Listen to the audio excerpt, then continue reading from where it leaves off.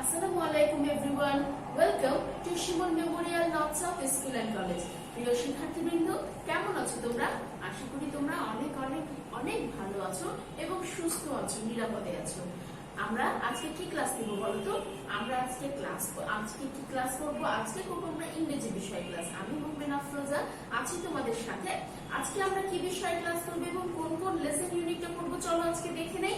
আমরা আজকে করব board book 26 Unit 26, Lesson 1 to 3, Number, Word Meaning, Feelings and Use of These and Those. এগুলো আমরা এর আগেও পড়েছি।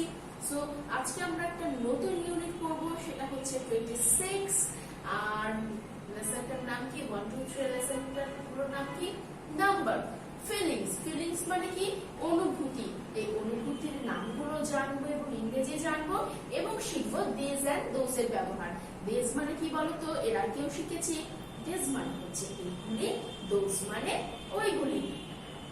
তাহলে চলো আর বেশি কথা না বলে আমরা চলে যাই সরাসরি কোথায় বলতো? ক্লাসে। আমাদের 1 নম্বর আইটেমে কি আছে বলতো? আমাদের 1 নম্বর আইটেমে আছে মেক সেন্টেন্স। তাহলে আমরা এখন বোর্ডে চলে যাই। আমরা কি করব? এখন বোর্ডে চলে যাব।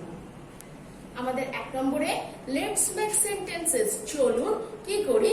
বাক্য গঠন করি। লেটস মেক সেন্টেন্সেস, চলুন বাক্য গঠন করি। প্রথমে কি আছে দেখো? ল্যাম্প। প্রথমে কি হবে? ল্যাম্প। ল্যাম্প মানে কি? ল্যাম্প মানে বাতি। ল্যাম্প মানে কি বলতো? ল্যাম্প মানে হচ্ছে বাতি। ল্যাম্প মানে কি? ল্যাম্প মানে বাতি। তাহলে আমরা এটা কি সেন্টেন্স তৈরি করতে পারি? That is a lamp. ওইটি একটি বাতি। That is a lamp. L-A-M-P, lamp. That is a lamp. ওইটি একটি বাতি। That is a lamp. ওইটি একটি বাতি। গোট। গোট মানে কি? গোট মানে ছাগল। তাহলে যদি আমি লিখি এভাবে যে this is a black, B-L-A-C-K, black goat, G-O-A-T, goat. This is a black goat. Black মানে কি বলতো? Black মানে কালো আর goat মানে ছাগল। This is a black goat. এটি একটি কালো ছাগল। কাইন্ড। আমরা বলেছিলাম আজকে আমরা ফিলিংস সম্পর্কে পড়বো। কাইন্ড মানে কি বলতো? কাইন্ড মানে হচ্ছে দয়ালু। কাইন্ড মানে কি? কাইন্ড মানে দয়ালু। তাহলে তিনি একজন দয়ালু মানুষ। He is a kind man. তিনি একজন দয়ালু মানুষ। He is a kind man. তিনি একজন দয়ালু মানুষ। 2 নম্বর আইটেমে কি আছে দেখি আমরা। Let's arrange the letters to make word. অর্থাৎ এই ওয়ার্ডগুলো এলোমেলো রয়েছে, এই এলোমেলো ওয়ার্ডগুলোকে সাজিয়ে আমাদের একটা অর্থবোধ সুন্দর ওয়ার্ড শব্দ তৈরি করতে হবে। কি আছে আমরা দেখি তো এখানে। TERAW কি হবে বলো তো? এখানে হবে ওয়াটার।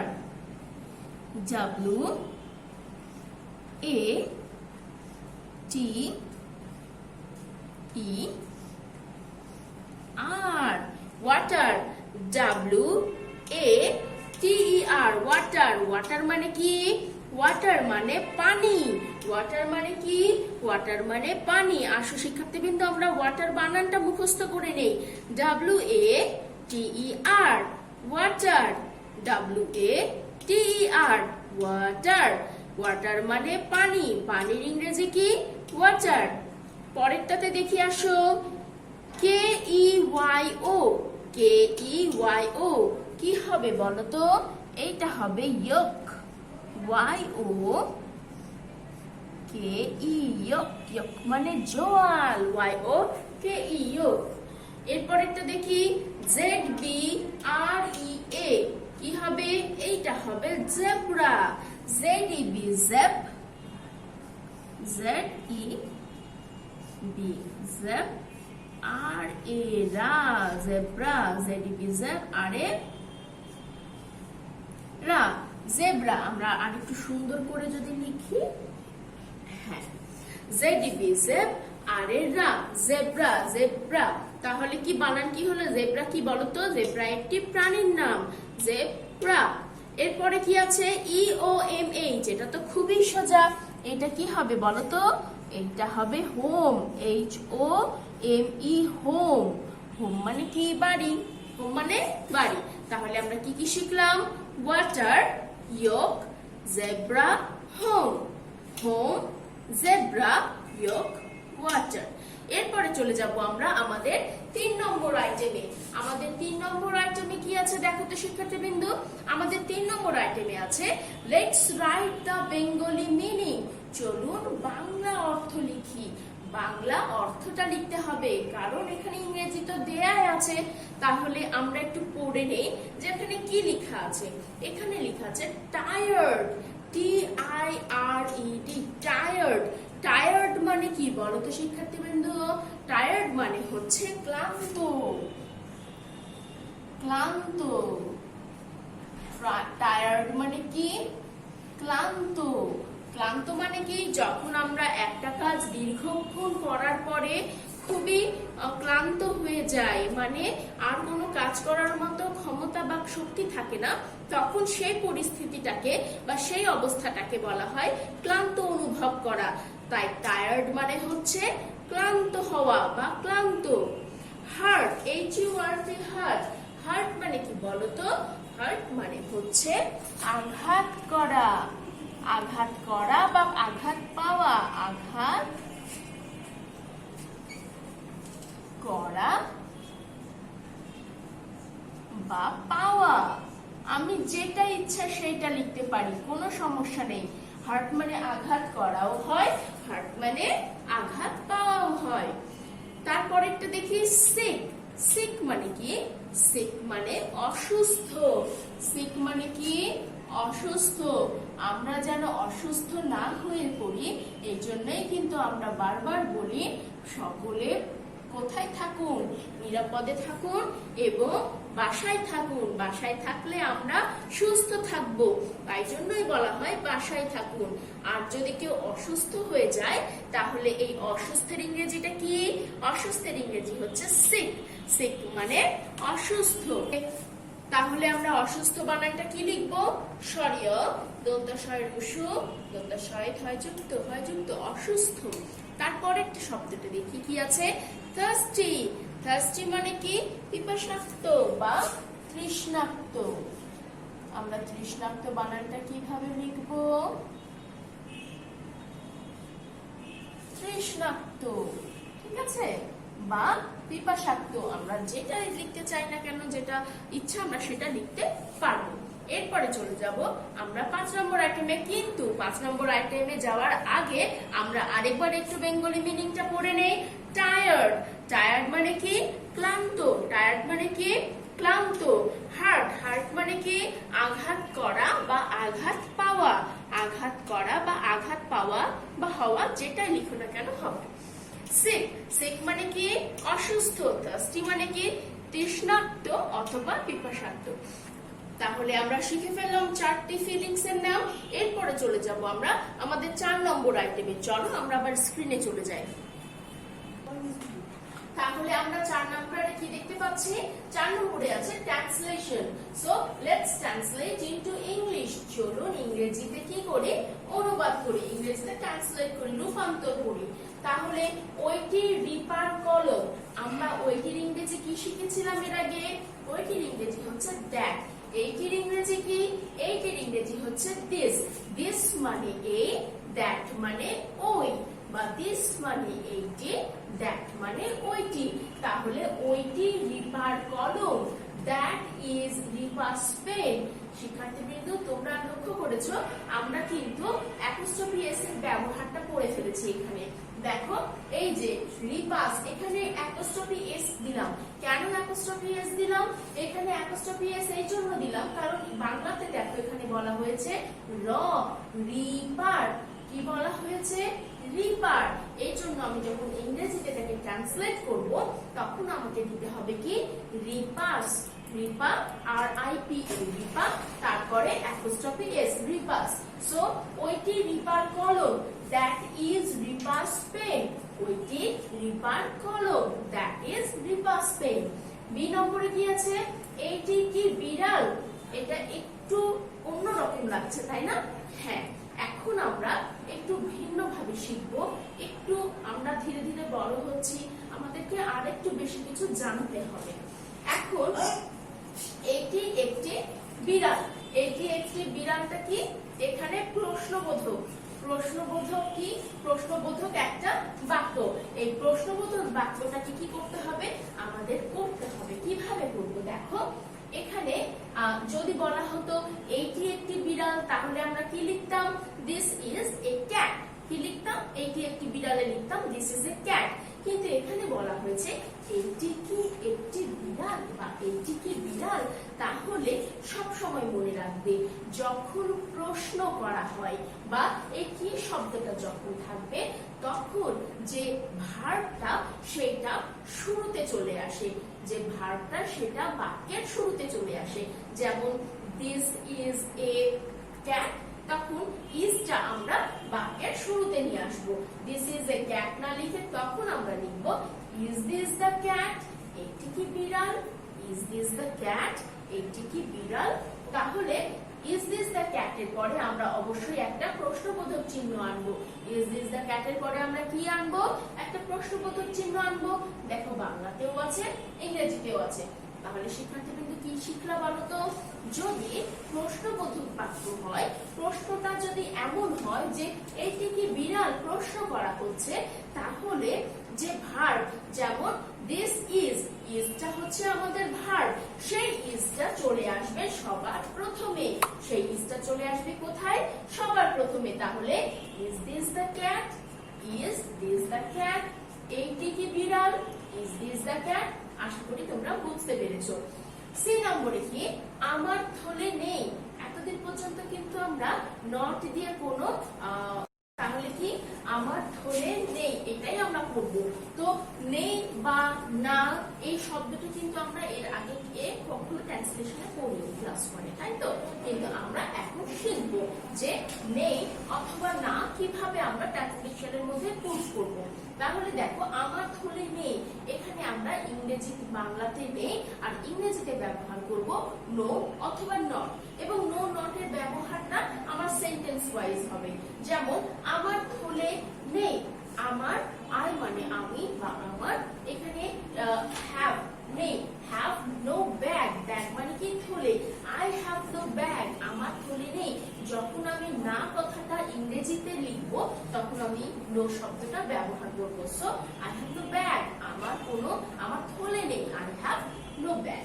ওকে, একটি মুরগি আঁকো, একটি মুরগি আঁকো। ড্র এ হেন, একটি মুরগি আঁকো।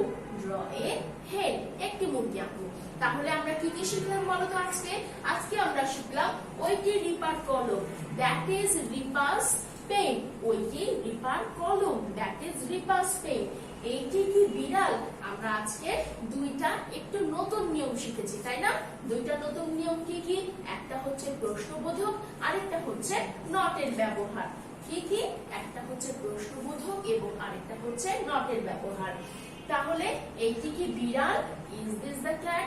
এবং এই প্রশ্নবোধক চিহ্নের যে রূপান্তরটা সেটা কিভাবে বললাম বলতো? যখন প্রশ্নবোধক হবে তখন যে সাবজেক্টের ভার্বটা রয়েছে সেটা সবসময় চলে আসবে কোথায় বলো? সেটা সবসময় চলে আসবে বাক্যের শুরুতে। তাহলে is this the cat? Is this the cat? এবং অবশ্যই একটা কি হবে? প্রশ্নবোধক চিহ্ন হবে। প্রশ্নবোধক চিহ্নকে ইংরেজিতে কি বলে বলো? ইংরেজিতে বলে ইন্টারোগেটিভ, ইংরেজি প্রশ্নবোধক চিহ্ন। ওকে, সো আমার থলে নেই, আমরা কি শিখলাম? নটের ব্যবহার শিখলাম। আই হ্যাভ নো ব্যাগ, আমার থলে নেই, আই হ্যাভ নো ব্যাগ। এবং শিখলাম একটি মুরগি আঁকো, ড্র এ হেন, ড্র এ হেন। তাহলে তোমরা তো শিখেই ফেললে। এখন আমরা কি করবো বলতো? এটা সুন্দর করে পড়বো, বুঝবো এবং মুখস্থ করে নিব, যাতে কালকে যে আমাদের ফিডব্যাকটা রয়েছে সেই ফিডব্যাকটা যেন খুব সুন্দর করে কি করতে পারি? আমরা লিখতে পারি। ঠিক আছে, এরপরে চলে যাব আমরা আমাদের 5 নম্বর আইটেমে। আমাদের 5 নম্বর আইটেমে কি আছে বলতো? আমাদের 5 নম্বর আইটেমে আছে দিস এন্ড দোজ ব্যবহার। চলো এবার আমরা বোর্ডে চলে যাই। আমাদের 5 নম্বর আইটেমে কি দেখো তো? দিস এবং দোজ এর ব্যবহার। আমরা জেনেছি কি দিস মানে এইগুলি, দোজ মানে ওইগুলি। দিস মানে কি? দিস মানে এইগুলি, দোজ মানে ওইগুলি। যেই সকল জিনিস কাছাকাছি থাকে, যেই সকল জিনিস কাছাকাছি থাকে সেই সকল জিনিসকে আমরা কি বলি বলতো? সেই সকল জিনিসগুলোকে আমরা দিস দিয়ে কথা বলি। এবং যেই সকল জিনিস আমাদের কাছ থেকে দূরে থাকে সেইগুলোকে বলি আমরা দোজ, দ্যাট মিন্স ওইগুলি। সো ড্যাশ আর পেন্স, ড্যাশ আর পেন্স। দেখো তো শিক্ষার্থীবৃন্দ ছবিটি, যে আমার কলমগুলো, এই যে আমার কলমগুলো রয়েছে, এই কলমগুলো কি আমার কাছে আছে না আমার দূরে আছে? অর্থাৎ তুমি যদি নিচের ছবিতে সাথে তুলনা করো, নিচের ছবির সাথে যদি তুলনা করো তাহলে দেখতে পাবে এই ছবির চেয়ে আমার প্রথম ছবি দেখো, এটা কি আমার কাছে আছে না এই ছবির চেয়ে এই ছবিটা দূরে? আমরা কি দেখতে পাচ্ছি? এই ছবিটা আমাদের কাছে আছে। এই যে আমরা ব্যাগগুলো দেখছি, এই ব্যাগগুলো কিন্তু একটু দূরে আছে, এই ছবিটা আমাদের কাছে আছে। তাহলে আমরা এখানে কি দিব বলতো? কাছের জিনিসের ক্ষেত্রে আমরা ব্যবহার করব দিস। দিস আর পেন্টস, এইগুলি কলম, দিস আর পেন্টস। এবং পরেরটা খেয়াল করে দেখি যে ড্যাশ আর ব্যাগস। দেখো পেনের কাছ থেকে কতটা দূরে আছে ব্যাগ। এই প্রথম ছবির সাথে মাপ করো, মেজারমেন্ট করো, এই যে কতটা দূরে আছে। তাহলে এইগুলো কি কোথায় আছে? দূরে আছে। তাহলে এইগুলোর জন্য মানে ব্যাগগুলোর জন্য আমরা ব্যবহার করব those. Those are bags. These are pens and those are bags. These are pens and those are bags. যেহেতু দূরে আছে, দেখো দূরের জন্য আমি দূরে নির্দেশ করছি, এই জন্য those. Dash are beautiful dresses. এই খুব সুন্দর পোশাক। এবং ঠিক তেমনি প্রথম ছবির সাথে যদি আমি তুলনা করি, প্রথম ছবিটা দেখো কত কাছে, কিন্তু এই ব্যাগের সমান সমানে কিন্তু পোশাকগুলো, অর্থাৎ পোশাকগুলো কিন্তু দূরে আছে। বা নিচের যে স্টিক গুলো দেখতে পাচ্ছ, লাঠিগুলো, এই স্টিক গুলোর সাথে ড্রেসের তুলনা করো, দেখো ড্রেসগুলো কি এই স্টিকের চেয়ে কাছে না দূরে? ড্রেসগুলো কিন্তু স্টিকের চেয়ে দূরে। এই জন্য আমরা এখানে ব্যবহার করব দোজ। এবং স্টিক গুলো কাছে, তাহলে এইখানে স্টিকস এর জন্য ব্যবহার করব দিস। তাহলে these are pens, those are bags. These are pens, those are bags. Those are beautiful dresses and these are sticks. তাহলে শিক্ষার্থীবৃন্দ আশা করি তোমরা বুঝতে পেরেছো যে কিভাবে আমরা these এবং those এর ব্যবহারটা করব। এবার চলে যাব আমরা স্ক্রিনে। এবার আমরা কি করবো বলতো? এবার আমরা করবো ওরাল, কারণ আমরা একদমই ক্লাসের শেষ প্রান্তে চলে এসেছি। আমাদের স্ক্রিনে দেখো, তোমাদের কাছে শীট তো আছে, দেখো অনুসরণ করো এবং লিখো এর ট্রান্সলেশন বলুন। অনুসরণ করার ইংরেজি কি? অনুসরণ করার ইংরেজি হচ্ছে ট্রেস। আর লিখার ইংরেজি কি? লিখার ইংরেজি হচ্ছে রাইট। সুতরাং ট্রেস এন্ড রাইট, অনুসরণ করো এবং লিখো। শার্ট, শার্ট এর অপোজিট ওয়ার্ড বলুন। শার্ট মানে কি? বন্ধ করা। শাট দ্য ডোর, দরজাটি বন্ধ করো। শার্টের সিমিলার ওয়ার্ড কি বলতো? শার্টের সিমিলার ওয়ার্ড হচ্ছে ক্লোজ। ক্লোজ মানেও বন্ধ করা, শার্ট মানেও বন্ধ করা। এবং এর অপোজিট ওয়ার্ড কি? ওপেন। ওপেন মানে কি? খোলা। ওপেন মানে খোলা। শার্ট মানে বন্ধ করা, ওপেন মানে খোলা। দূরভাষ যন্ত্র, দূরভাষ যন্ত্রের ইংরেজি আমরা এর আগেও শিখেছি, কি বলতো? Phone, PHON, phone. দূরভাষ যন্ত্রের ইংরেজি ফোন। দে আর প্লেইং এর অনুবাদ করুন। দে আর প্লেইং, দে মানে তারা, প্লেইং মানে খেলছে, দে আর প্লেইং, তারা খেলা করছে, তারা খেলা করছে, দে আর প্লেইং। এবার ring ring it's the phone রাইমটি রিসাইট করুন। চলো আমরা একসাথে ring ring it's the phone রাইমটি রিসাইট করে ফেলি। তাহলে আমাদের আজকের কবিতাটার নাম কি? আমাদের আজকের কবিতাটার নাম ring ring it's the phone. ঠিক আছে? Ring ring it's the phone. Hello hello, I am a rat on a mat. Is this the cat? I am a cat in a hat, but I am not at home. আমরা আরেকবার একটু reside করে নিই। ring ring, it's the phone. Hello hello, I am a rat on a mat. Is this the cat? I am a cat in a hat, but I am not at home. আমরা কিন্তু রাইমটি মুখস্থ করে নিব। এই রাইমটিতে যেমন আমরা passage আকারেও পড়ছি, ঠিক তেমনি এই রাইমটি আমরা রাইম আকারেও পড়ছি। সুতরাং দুটোই যেন আমাদের একদম নখদর্পণে থাকে। তাহলে প্রিয় শিক্ষার্থীবৃন্দ, আজকে যে ক্লাসটা আমরা পড়লাম সামনে দিন, সেই ক্লাসের উপরে ফিডব্যাক কিসের উপরে দেখো তো? Board book unit 26 lesson 1 to 3 number and word meaning feelings use of these and those. আশা করি তোমরা আজকে ক্লাসটি উপভোগ করেছো এবং যা যা শেখালাম সেগুলো সম্পূর্ণটা খুব ভালো করে শিখে ফেলেছো। বড়দের সাহায্য নিবে কোনো সমস্যা হলে, আর যদি সুন্দর করে লিখতে পারো তাহলে তোমাদের জন্য স্কুল খোলার পরে তো থাকবে অবশ্যই একটা সারপ্রাইজ গিফট। তাহলে আবারও সামনে নতুন কোনো ক্লাস তোমাদের সাথে দেখা হবে, নতুন কোনো ইউনিট নিয়ে, নতুন কোনো লেসন নিয়ে। সেই পর্যন্ত ভালো থাকো, সুস্থ থাকো, পুষ্টিকর খাবার, পুষ্টিকর ফল খাবে, যাতে যে অসুখটা এখন আমাদের চারিপাশে ঘোরাঘুরি করছে সেটা যেন আমাদের ধারের কাছেও আসতে না পারে। ভালো থাকো এবং অবশ্যই বাসায়